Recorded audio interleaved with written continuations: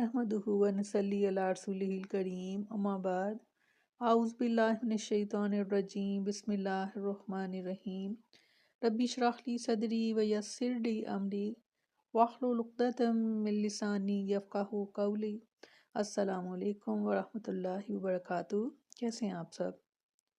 इंशाअल्लाह खैर आफियत से होंगे। अल्लाह ताला आप सबको अपने हिफ्ज़ व अमान में रखे, आमीन सुम्मा आमीन।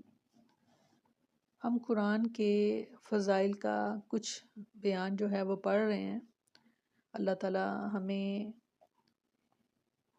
इसके बारे में जो इल्म है वो सही हम तक पहुंचा दें, आमीन, ताकि हम जान सकें कि कुरान को किस तरह से जमा किया गया, कैसे इसको तरतीब दिया गया और फिर किस तरह इसको किताबी शक्ल में हम तक पहुंचाया गया।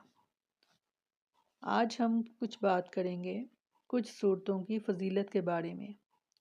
और सबसे पहले सूरत फातिहा, क्योंकि आप सल्लल्लाहु अलैहि वसल्लम ने फरमाया कि सूरत अल्हम्दुलिल्लाहि रब्बिल आलमीन यही वो 7 आयात हैं कि जो हर नमाज में बार बार पढ़ी जाती हैं और यही वो कुरान अजीम है जो मुझे दिया गया है। यानी अगर नमाज में आपने हर रकात में सूरत फातिहा नहीं पढ़ी तो आपकी नमाज नहीं हुई। अगर आपका सजदा या रुकू रह गया तो आप सजदा सहव कर लेंगे तो वो आपका जो है वो कमी दूर कर दी जाएगी। मगर अगर सूरत फातिहा नहीं पढ़ी तो आपको वो रकात जो है वो दोबारा से दोहरानी पड़ेगी। इतनी अहम है सूरत फातिहा। इसकी फजीलत बयान करते हुए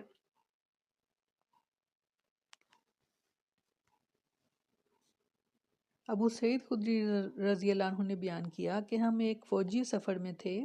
रात में हमने एक कबीले के नज़दीक पड़ाव किया। फिर एक लौंडी आई और कहने लगी कि कबीले के सरदार को बिच्छू ने काट लिया है और हमारे कबीले का मर्द मौजूद नहीं है। क्या तुम में कोई बिच्छू का झाड़ फूंक करने वाला है? एक सहाबी यानी खुद अबू सईद खुदरी रज़ी अल्लाह अन्हु इसके साथ खड़े हो गए और हमको मालूम था कि वह झाड़ फूंक नहीं जानते, लेकिन उन्होंने कबीले के सरदार को झाड़ा यानी सूरत के साथ, तो इससे सेहत हो गई। उसने इसके शुक्राने में 30 बकरियां देने का हुक्म दिया और हमें दूध भी पिलाया। जब वो झाड़ फूंक करके वापस आए तो हमने इनसे पूछा, क्या तुम वाकई कोई मंत्र जानते हो? उन्होंने कहा कि नहीं, मैंने तो सिर्फ सूरत फातिहा पढ़कर इस पर दम कर दिया था।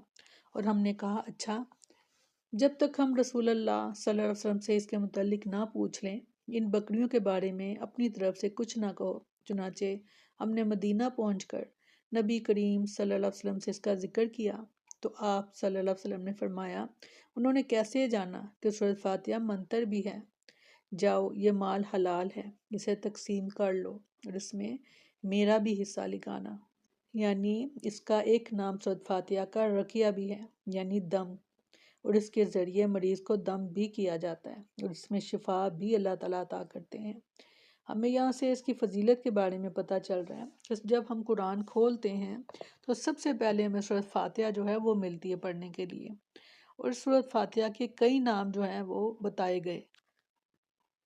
और इसी तरह सूरत फातिहा को सबसे पहले लाने का जो मकसद है वो यही है कि ये इसको खुलासा कहा गया है। यानी पूरे कुरान का खुलासा जो है, अगर आप जानना चाहते हैं तो आप सूरत फातिहा पढ़ लें कि जो जो मज़मून आने वाला है, आने वाली आयात हैं, उस किस के बारे में और किस तरह से हैं और उनका क्या मकसद है, वो सब का सब हमें सूरत फातिहा में मिल जाएगा। तो इसके ज़रिए से दम भी किया जा सकता है, इसका एक नाम रखिया भी है। और कभी ज़रूरत आपको पड़े तो आप ज़रूर इसके ज़रिए से दम कर सकते हैं।